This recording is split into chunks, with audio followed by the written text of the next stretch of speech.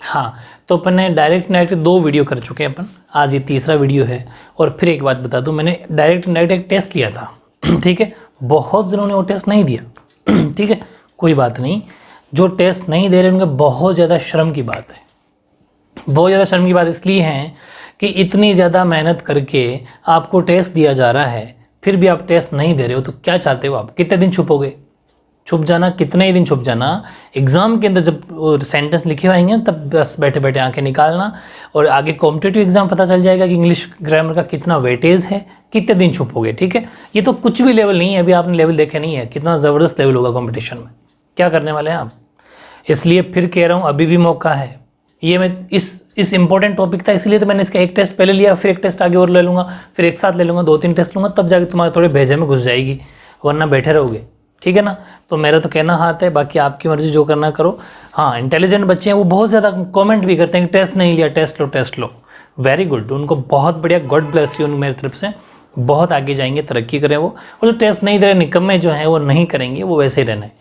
अब मैं बात करूँ, अपन लास्ट वीडियो तक जो इंपेरेटिव सेंटेंस स्टार्ट कर लिए थे, मतलब प्रश्नात्मक वाक्य जो हैं, इंटरोगेटिव सेंटेंसेस स्टार्ट कर लिए थे, प्रश्नात्मक वाक्य स्टार्ट कर लिए थे, उन्हीं से मैंने 4-5 सेंटेंस और लिखे हैं, ताकि आपके और बहुत सारे डाउट क्लियर होंगे। एक सेंटेंस तो जिसके अंदर टेस्ट वाला भी है, क्योंकि इसमें खूब सारे इशू आए थे आपके, तो ये सारे आज दूर कर दूंगा मैं। अब देखो, पहली बात तो इंटरोगेटिव की पहचान क्या होगी, लास्ट में क्वेश्चन मार्क होगा, बस आप तो इतना ध्यान रखो, सबके आगे प्रश्नात्मक ये चिन्ह होगा, तो आपको इजीली पहचान में आ जाएगा कि ये इंटरोगेटिव सेंटेंस है। ठीक है, दूसरी बात, इंटरोगेटिव सेंटेंस होगा तो क्या होगा, हमेशा आस्क्ड में चेंज होगा, ASKED आस्क्ड। ठीक है, ये बड़ी बात है। तो जैसे ही सेड टू हिम, तो ही आस्क्ड हिम, ठीक है, सेड टू आस्क में आ जाएगा, और हिम का हिम।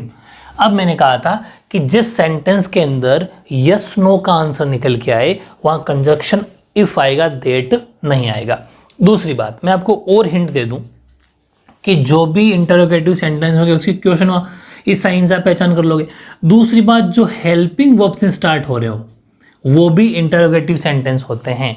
तीसरी बात, जो WH फैमिली से स्टार्ट हो रहे हो, ठीक है, ये सब तीनों तरह के सेंटेंस जो भी होंगे वो आपके इंटरोगेटिव सेंटेंस होंगे, प्रश्नात्मक वाक्य होंगे, पहचान हो जाएगी। अब देखो, यहाँ पर हेल्पिंग वर्ब से स्टार्ट हो रहा है, डिड, किसकी से हेल्पिंग वर्ब, पास्ट सिंपल की, तो सीधी सी बात है, यहाँ पर अगर डिड हेल्पिंग वर्ब है तो पास्ट सिंपल है, मतलब ये क्वेश्चन यस और नो में पूछ रहा है। इंटेंट का मतलब होता है इरादा, अगर किसी को हिंदी भी जानना हो तो इरादा होता है।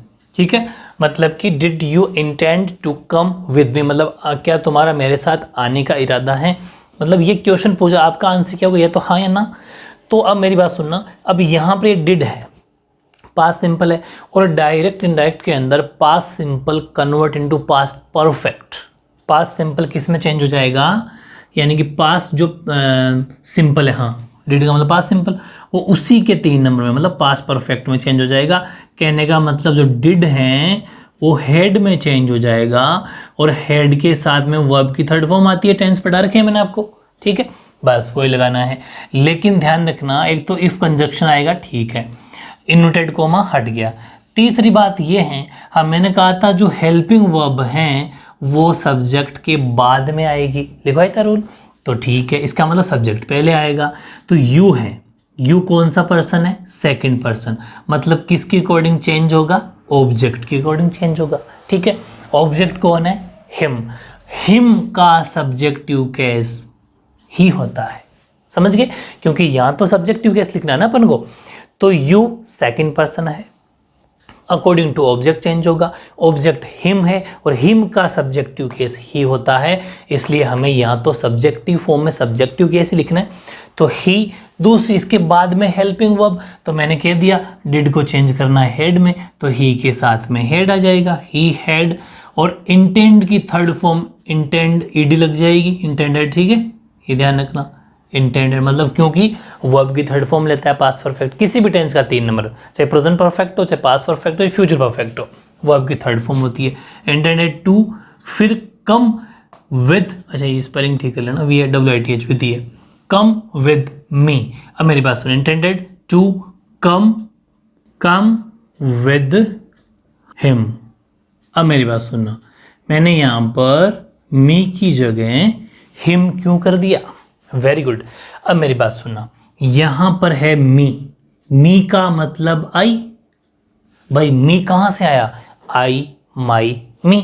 आई माई मी का मतलब है ये मी आई का ऑब्जेक्टिव केस है। आई माई मी माई सेल्फ। लेकिन अभी अपन ऑब्जेक्टिव केस पर है, 4 केस लिखवाए थे मैंने। तो ये आई का ऑब्जेक्टिव केस, इसका मतलब इस मी के अकॉर्डिंग हिम हुआ। कैसे हुआ? देखो, मी का मतलब आई और आई का मतलब फर्स्ट पर्सन, और first person according to subject change होता है। सब्जेक्ट क्या है? ही। तो ही के अकॉर्डिंग यहाँ हिम आएगा। मेरी बात समझ गए? पहले इसको देखो ये कौन सा केस है, उस अकॉर्डिंग यहाँ पर ऑब्जेक्टिव केस भरना है, क्योंकि यहाँ पर भी तो आई थोड़ी है, आई का भी तो ऑब्जेक्टिव केस है। यहाँ पर भी ही होगा लेकिन ही का ऑब्जेक्टिव केस होगा। समझ गए? ओके, अभी और बताता हूँ। चलो ये लेते हैं पहले, ये फिर समझ में आएगा। He said to me do you know me. ये भी यही पूछे क्या तुम मुझे जानते हो? यस और नो में आंसर आएगा। He asked me, conjunction if, क्योंकि यस नो में। अब हेल्पिंग वर्ब पहले देखो यू, तो पहले सब्जेक्ट आएगा, हेल्पिंग बाद में आएगी। तो सब्जेक्ट यू है, यू होता है second person, second person according to object change. Object क्या है? मी का यहाँ पर क्या आ जाएगा? आई, सब्जेक्टिव फॉर्म आएगी यहाँ तो आई। फिर डू कौन सा टेंस है? Present simple tense, convert into past simple. तो यहाँ पर डू का नेक्स्ट किस में कन्वर्ट होगा? डू डिड में। लेकिन डिड हेल्पिंग वर्ब आती नहीं है। डिड हेल्पिंग वर्ब कब लगती है? जब सेंटेंस नेगेटिव हो, जब सेंटेंस में नॉट हो। लेकिन यहाँ तो सेंटेंस में नॉट है ही नहीं, इसका मतलब यहाँ पर क्या आ जाएगा? आई। फिर देखो इसके बाद में हेल्पिंग वर्ब तो आएगी नहीं, लेकिन वर्ब की सेकंड फॉर्म आएगी। तो KNEW, new, no, new, known, यानी कि सेकंड फॉर्म न्यू होती है। KNEW ये मान लो, ठीक है? I knew. अब मेरी बात सुना, ये मी है। ये क्या है? मी का मतलब आई। अभी तो बता के आ रहा हूँ, मी का मतलब आई का मतलब सब्जेक्ट कौन है? ही। तो ही की अकॉर्डिंग यहाँ पर भी हिम आ जाएगा। अब समझ गए क्या? ये मी नहीं है, ये आई है। आई का मतलब फर्स्ट पर्सन का मतलब सब्जेक्ट के अकॉर्डिंग यहाँ भरेंगे अपन। सब्जेक्ट है ही, तो ही की अकॉर्डिंग यहाँ ही आना चाहिए। लेकिन यहाँ जब ऑब्जेक्टिव केस है, जब आई का मी था, तो ही का भी तो हिम आएगा। समझ गए? मतलब हमेशा यहाँ पर ऑब्जेक्टिव केस आएगा, ये समझना है आपको। ओके, अब अपन नेक्स्ट की बात करते हैं। इस सेंटेंस की, इसमें नॉट भी है। He said to her, have not you seen this movie. इसमें भी आंसर क्या? आपने ये मूवी नहीं देखी आपने? तो अब मेरी बात सुनना, अब यहाँ पर ही आस्क्ड हर और इफ कंजक्शन क्या आएगा? इफ। अब मेरी बात सुना, यहाँ पर हैव नॉट है, हेल्पिंग वर्ब है, लेकिन पहले तो सब्जेक्ट ही आएगा। सब्जेक्ट है यू का मतलब सेकंड पर्सन, और सेकंड पर्सन जाएगा ऑब्जेक्ट के अकॉर्डिंग चेंज। ऑब्जेक्ट है हर, और हर की जगह क्या? हर का क्या होता है? Subjective case she. समझ पा रहे हो? यहाँ पर हर का मतलब शी, हर। तो यहाँ हर ऑब्जेक्टिव केस है, उसका सब्जेक्टिव केस आ जाएगा इफ शी। अब यहाँ पर टेंस कौन सा है? हैव। तो यहाँ पर हैव की जगह क्या आ जाएगा? Had not. ठीक है, क्योंकि प्रेजेंट परफेक्ट पास्ट परफेक्ट में चेंज होगा। यहाँ पर हैव नॉट की जगह हैड नॉट। वर्ब की वही थर्ड फॉर्म, सीन का सीन आएगा, और दिस का क्या हो जाएगा? दैट। ये भी लिखवा रखा है, दैट मूवी। ठीक है, और क्वेश्चन मार्क हट के full stop. If she had not seen that movie, right? Okay. ऐसे नेक्स्ट वेरी इंपॉर्टेंट सेंटेंस है ये। अगर ये आपने समझ लिया ना, तो बहुत सारे डाउट आपके क्लियर हो जाएंगे। वेरी इंपॉर्टेंट, ध्यान से समझना। मैंने सेंटेंस ऐसा बनाया है कि Ram said coma inverted coma चालू, मे आई यूज योर पेन, फिर कोमा मोहन, फिर क्वेश्चन मार्क को इन्वर्टेड कोमा बंद। अब मेरी बात सुनो, इसमें 2 बातें हैं। एक तो राम सेड मोहन, वो पीछे भले ही लिखा हुआ हो, लेकिन वो राम सेड मोहन, वो राम मोहन से ही कह रहा है। ठीक है, इस चीज़ का ध्यान रखना। ऐसे सेंटेंस जब भी आ जाए। दूसरी बात, मे आई यूज़ योर पेन, मतलब यहाँ पर ये मे भी हेल्पिंग वर्ब का काम कर रहा है कि क्या मैं तुम्हारा पेन यूज कर सकता हूँ मोहन? तो मोहन या तो हाँ कहेंगे फिर ना कहेंगे, यानी कि ये बनेगा राम आस्क्ड मोहन। ऐसे लिखना है आपको, ध्यान ये रखना। भले मोहन पीछे ही क्यों ना हो, वो लिखा ऐसे जाएगा, राम आस्क्ड मोहन इफ। ठीक है, इफ। और अब यहाँ पर आई फर्स्ट पर्सन है। ठीक है, आई अगर फर्स्ट पर्सन है तो अकॉर्डिंग टू सब्जेक्ट चेंज होगा। राम क्या है? सब्जेक्ट है ही, तो राम की जगह आएगा ही। नाम नहीं आता, ध्यान रखना ना। यहाँ पर किसी का भी नाम होगा, राम नाम है तो ही आएगा, और किसी का नाम है तो लड़की का नाम है तो शी आ जाएगा। ठीक है, तो आई की जगह यहाँ पर फर्स्ट पर्सन की वजह से हेल्पिंग वर्ब आ जाएगी ही। उसके बाद में सॉरी सब्जेक्ट आ जाएगा ही। इसके बाद में हेल्पिंग वर्ब, तो हेल्पिंग वर्ब मेक की हेल्पिंग वर्ब क्या होगी, माइट। बताया था ना, मेक कन्वर्ट हो जाता है माइट में, शेल शुड में, ठीक है, मे माइट में, ऐसे ही कैन कुड में। तो ही माइट, बाकी यूज का यूज, ही माइट यूज। अब यहाँ ध्यान से सुनना, मोहनदास चुका, बस इतना सा बचा है। अब योर पेन की जगह क्या आएगा, ये वेरी इंपॉर्टेंट है। देखो मेरी बात सुनो, ये योर आया कहाँ से, यू, योर, यू, फर्स्ट मतलब ये आपका सब्जेक्टिव, पजेसिव और ऑब्जेक्टिव, 3 केस, और योर सेल्फ वो रिफ्लेक्सिव हो जाएगा। 4 केस मैंने आपको लिखवाए थे। इसका मतलब ये योर यू का ऑब्जेक्टिव केस है। इसका मतलब यू होता है सेकंड पर्सन। पूरी समझना बात को, अगर सेंटेंस ध्यान से समझ लिए ना तो सारे डाउट क्लियर हो जाएंगे। यू सेकंड पर्सन है, यू अगर सेकंड पर्सन है तो अकॉर्डिंग टू ऑब्जेक्ट चेंज होगा। इसका मतलब ये योर पेन है, मतलब ऑब्जेक्ट कौन है, ऑब्जेक्ट है मोहन। राम सेड मोहन है ऑब्जेक्ट। मोहन का मतलब, क्योंकि देखो मैंने कहा था ना, मोहन भले ही वहां पर लिखा हुआ हो, एक्चुअल में वो राम सेड मोहन, मतलब राम वाली उसी कॉलम में ये राम मोहन से ही कह रहा है। इसका मतलब मोहन ऑब्जेक्ट है, समझ गए। तो इसका मतलब योर पेन आया, मतलब ये ऑब्जेक्ट के अकॉर्डिंग चेंज होगा। यू सेकंड पर्सन है ना भाई, योर का मतलब यू से निकल के आया है वो, और यू है सेकंड पर्सन, और सेकंड पर्सन ऑब्जेक्ट के अकॉर्डिंग चेंज होगा। ऑब्जेक्ट है मोहन, मोहन का मतलब मोहन है ही। तो यहाँ पर योर पेन की जगह आ जाएगा हिज पेन, क्योंकि ही का मतलब हिज, ठीक है। कैसे कि देखो यहाँ पर ही, हिज और हिम, समझ में आ गई। योर पजेसिव केस था यू का, हमने यू की वजह से ही को चुना, तो ही भी तो यहाँ पर पजेसिव केस ही आएगा भाई। यहाँ पर हिज पेन क्यों आया, क्योंकि यहाँ पर यू का योर पजेसिव केस था, हमने ही पहचान लिया इसकी वजह से, लेकिन ही थोड़ी आएगा। जो केस ऊपर है वही नीचे आएगा। देखो मी का अपने हिम लिखा था, क्योंकि आई माई मी ऑब्जेक्टिव था, तो यहाँ पर ही हिज हिम भी ऑब्जेक्टिव आएगा। जो केस ऊपर चल रहा होता है वही केस आएगा। ऊपर योर पेन तो यानी कि पजेसिव केस, तो यहाँ पर भी हिज पेन पजेसिव केस। हाँ, चेंज इसकी वजह से हो जाएगा, लेकिन केस वही रहेगा। समझ गए, very good. He said to me did you not go, तो सीधी सी बात है, हेल्पिंग वर्ब से स्टार्ट हो रहा है, तो ये भी हो जाएगा he asked me, conjunction if लगेगा, ठीक है। हेल्पिंग वर्ब से स्टार्ट हो रहा है, लेकिन पहले सब्जेक्ट आएगा, सब्जेक्ट है यू, यू है ऑब्जेक्ट अकॉर्डिंग चेंज होगा, क्योंकि यू सेकंड पर्सन है, तो यहाँ पर आई आ जाएगा, आई।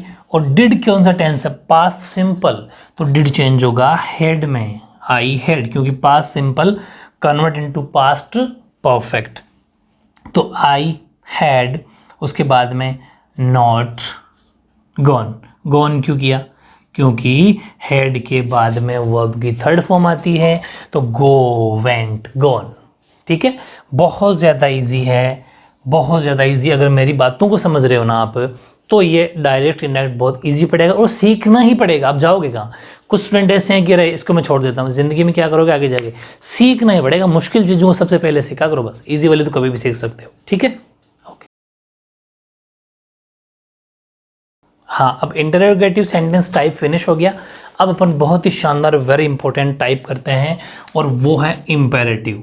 इम्पेरेटिव, ठीक है ना, बहुत अच्छे से समझो, बहुत इजी है, हर चीज़ बहुत इजी है, बस आपको करना क्या है, मेहनत करनी है, जैसे इसमें करवाता जा रहा हूँ। इम्पेरेटिव सेंटेंस की अगर मैं बात करूँ तो इसकी भी कुछ खास बातें हैं, वो थोड़ी पहले लिख लेते हैं, उसके बाद में काम ईजी बन जाएगा। जैसे कि पहली बात तो ये कि आपको इसके अंदर जो सेड टू होगा ना भाई, सेंटेंस में सेड टू लिखा हुआ आएगा, उसको आपको कन्वर्ट करना है या तो ऑर्डर्ड में या रिक्वेस्टेड में, ठीक है, या एडवाइज्ड में।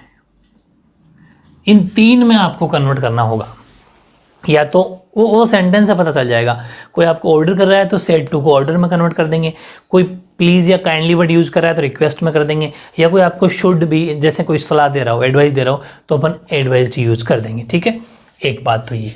दूसरी बात कौन सी है, दूसरी बात है कि जो इन्वर्टेड कॉमा होगा, इन्वर्टेड जो कॉमा होता है ना, जो अभी बताता हूँ, इन्वर्टेड कॉमा जो ऐसे वाले, ये बंद वाले, ठीक है, ऐसा अपन लिखेंगे, ऐसा करके वापस सेंटेंस जब स्टार्ट होता है, रिपोर्टिंग स्पीच जब स्टार्ट होती है ऐसा वाला सेंटेंस कॉमा, तो रिपोर्टिंग वर्ब की जगह पर इसमें कंजक्शन इफ या दैट नहीं आएगा, इसमें कंजक्शन आएगा टू। बात समझ में आ गई?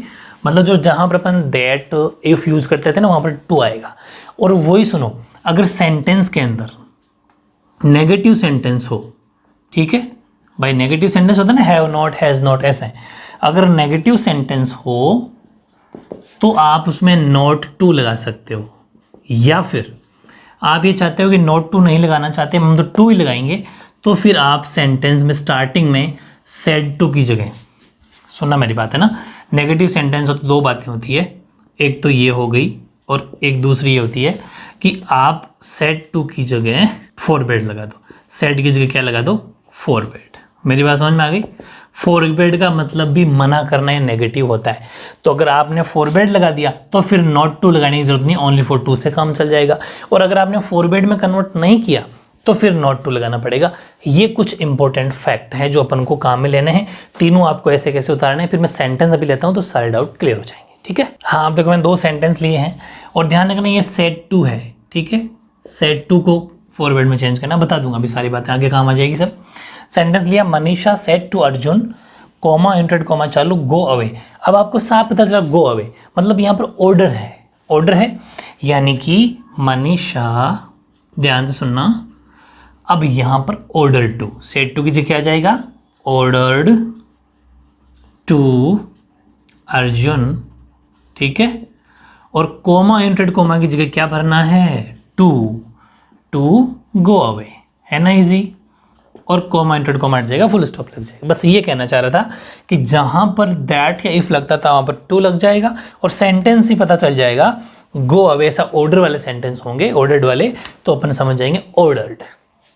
ऐसे ही जैसे ये देखो, आई सेड टू हिम, मैंने उससे कहा please close the door, please का वर्ड यूज हो रहा है, साफ पता चल रहा है कि सेंटेंस इंपेरेटिव टाइप का है और ये प्लीज है मतलब रिक्वेस्ट वाला सेंटेंस है, ठीक है। तो अपन क्या बनाएंगे इसका, आई रिक्वेस्टेड हिम, ठीक है, I requested him to close the door. अब मेरी बात सुनना, प्लीज वापस नहीं आएगा, प्लीज की जगह रिक्वेस्टेड वर्ड यूज हो गया है। अब वापस से बार बार प्लीज या काइंडली शब्द नहीं आएंगे, प्लीज या काइंडली शब्द हट जाएगा। ये साइड में कहीं लिख लेना भले आप नोट बना के कि प्लीज या फिर कोई काइंडली शब्द होंगे ना, वो अपन जब इनडायरेक्ट बनाएंगे तब हट जाएंगे, वो नहीं आएंगे, ठीक है।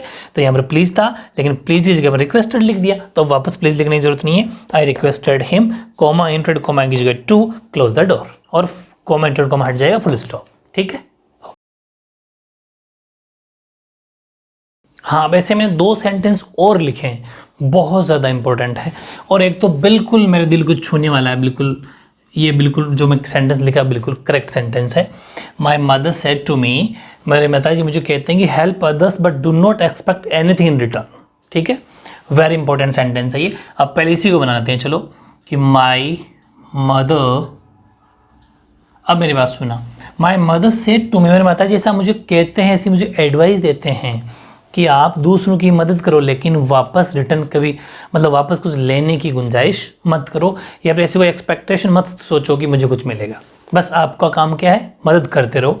तो इसका मतलब माता जी मुझे एडवाइस कर रहे हैं, तो माई मदर एडवाइज्ड मी, तो सेड टू का क्या हो गया, एडवाइज्ड मी टू, समझ गए, टू आएगा, मैंने कहा था कोमा इनवर्टेड कोमा की जगह to help others but do not की जगह क्या आएगा, not to, but not to expect anything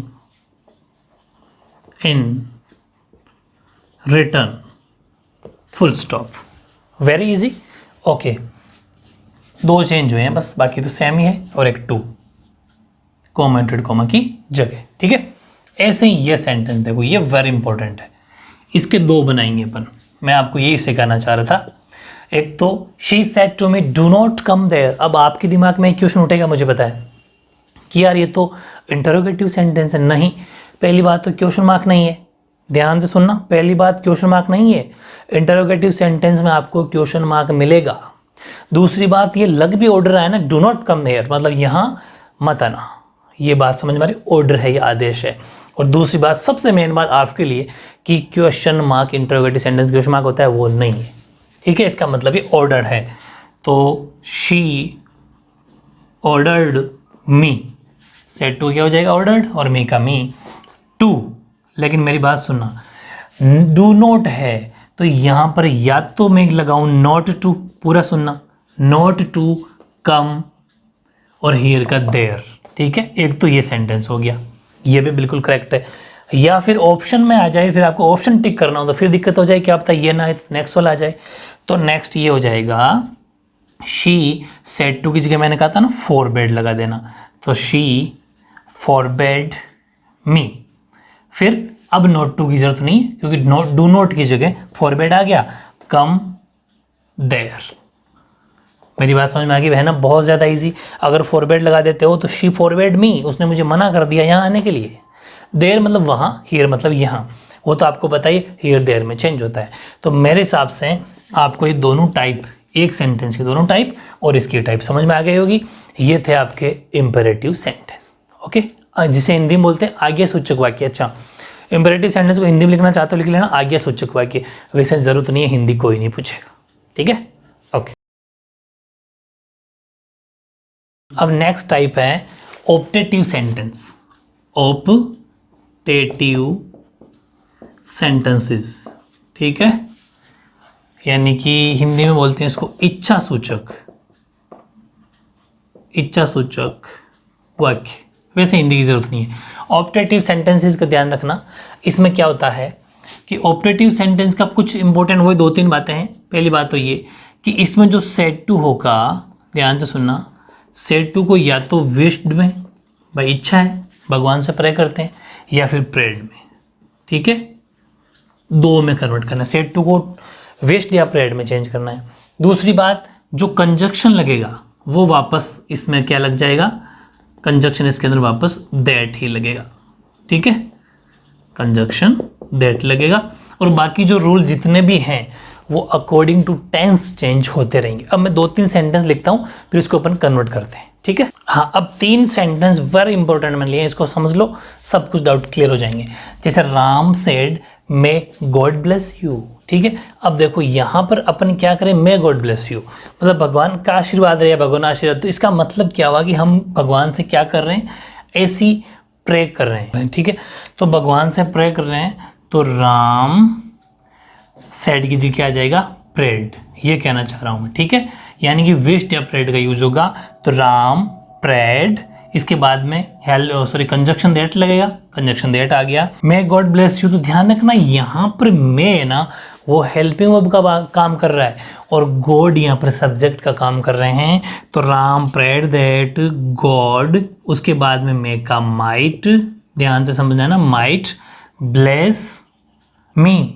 अब मेरी बात सुनना, मैंने यहाँ पर Ram prayer that God bless तक, गॉड माइट ब्लेस तो ठीक है, यू की जगह मैंने मी क्यों लिखा, यहाँ वेरी इंपॉर्टेंट चेंज आया कि यू की जगह मैंने मी क्यों लिखा। अब ध्यान रखना, यहाँ पर राम सेड और ब्रैकेट के अंदर हमेशा राम सेड टू मी, ये ध्यान रखना, ऐसा मैं ब्रैकेट में लिख के दूंगा क्योंकि ये क्या है, मे गॉड ब्लेस यू, तो ब्रैकेट में यहाँ पर to me, Ram said to me, Ram ने मुझे कहा, क्योंकि मे गॉड ब्लेस यू किसी को तो कह रहे हो ना, भगवान, ये आप आशीर्वाद दे रहे हो भगवान का कि भगवान आपको खुश रखे या फिर भगवान जो भी रखे, तो ये गॉड ब्लेस यू, भगवान आपका आशीर्वाद आपको जो मिल रहा है, ये किसको दे रहे हो, राम ने किसको दिया, टू मी। अगर टू मी यहाँ पर है तो ध्यान रखना, मी का टू यू सेकंड पर्सन है, अकॉर्डिंग टू ऑब्जेक्ट चेंज होगा, तो मी की मतलब यहाँ पर आई, और आई का भी ऑब्जेक्टिव केस मी, वो तो मैंने पहले बता दिया था, इस चीज़ का ध्यान रखना। अगला he said may God pardon him, भगवान उसे माफ़ करना, तो ही, ये भी उसे प्रे की जा रही है, भगवान से हमेशा प्रे की जाएगी, ये ध्यान रखना, गॉड मतलब भगवान से हमेशा प्रे की जाएगी। तो he prayed that God might pardon और हिम का तो हिम रहेगा, क्यों? क्योंकि ही थर्ड पर्सन है, नो चेंज। अगला, they said long live the king, ये भी भगवान से ही प्रे की जा रही है कि मतलब उसको एक लंबी उम्र दे। तो they prayed that the king, इसमें सब्जेक्ट क्या है? The king. तो the king long live, long live. तो वेरी इंपॉर्टेंट सेंटेंस है, ध्यान से समझना। ये अपन ने कौन सा टाइप कर रहे हैं? अपन ऑब्जेक्टिव सेंटेंसेस, इच्छा सूचक वाक्य। हाँ, इन्हीं में एक वेरी इंपॉर्टेंट टाइप और है कि अगर आपको सेंटेंस में ये दिख जाए ना, गुड मॉर्निंग, ठीक है, गुड इवनिंग या गुड आफ्टरनून से ले लो, चलो आफ्टरनून या गुड नून, ठीक है, या फिर गुड इवनिंग, ये नहीं है ना, ये अगर आपको दिख जाए तो ध्यान रखना, अगर सेंटेंस में गुड मॉर्निंग, गुड आफ्टरनून या गुड नून, गुड इवनिंग दिख जाए तो हमेशा जो सेड टू होगा, मतलब जो रिपोर्टिंग वर्ब होगी, वो किस में चेंज होगी? वो भी विश्ड में चेंज होगी। विश्ड मतलब इच्छा में चेंज होगी, समझ गए? ऐसे ही एक से एक टाइप तो ये हो गया, एक टाइप और, ये सब ऑब्जेक्टिव में आते हैं, इच्छा सूचक में ही है। एक चीज़ और बता देता हूँ मैं आपको, जैसे आपने ये भी सुना होगा गुड बाय, ठीक है, गुड नाइट, ये अगर शब्द हो, है ना, फेयरवेल, ये ऐसे शब्द है जैसे अपन कहीं पर जाते हैं लॉन्ग टाइम के लिए, गुड मॉर्निंग वगैरह, तो ये तो एक रनिंग वर्ड है, लेकिन ये शब्द हुआ है जैसे अपन लास्ट में जब बोलते हैं, ठीक है, goodbye, good night, farewell, अगर ये शब्द आपके सामने मिल जाए तो इनकी जगह हमेशा क्या यूज होगा? Bad, BAD। ये वेरी इंपॉर्टेंट बातें थी, ये भी ऑब्जेक्टिव सेंटेंस के अंतर्गत ही आती है। खूब सारे स्टूडेंट ने पूछा भी था कि गुड मॉर्निंग गुड इवनिंग आएगा तो क्या लिखेंगे, तो उनको जवाब मिल गया होगा आई थिंक।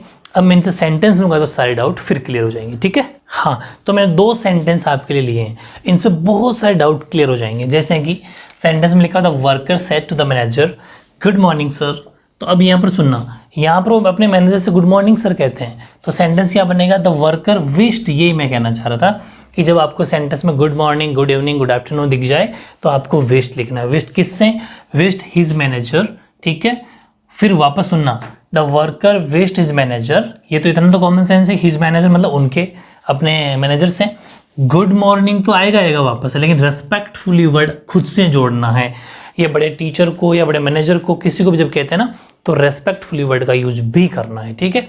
हालांकि देखो आपके एग्जाम में क्या आता है, अगर ऑप्शन वाला आएगा तो वैसे ही समझ में आ जाएगा, या फिर फिलअप वाला भी सेंटेंस एग्जाम में आता है तो वहाँ आता है द वर्कर खाली जगह हिज मैनेजर, बाकी सब लिखा होता है, तो मतलब इतना सा भरवा के भी आपको मार्क्स मिल जाते हैं।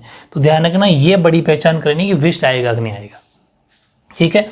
फिर मैंने कहा था गुड बाय लिखा हुआ है तो गुड बाय डियर फ्रेंड्स, तो द स्टूडेंट बैड, जब गुड बाय या गुड नाइट ये लिखा होता है तो बैड आएगा, his dear friends goodbye. Easy है, यहाँ रेस्पेक्टफुली की जरूरत नहीं है, दोस्त को कोई रेस्पेक्टफुली नहीं कहता।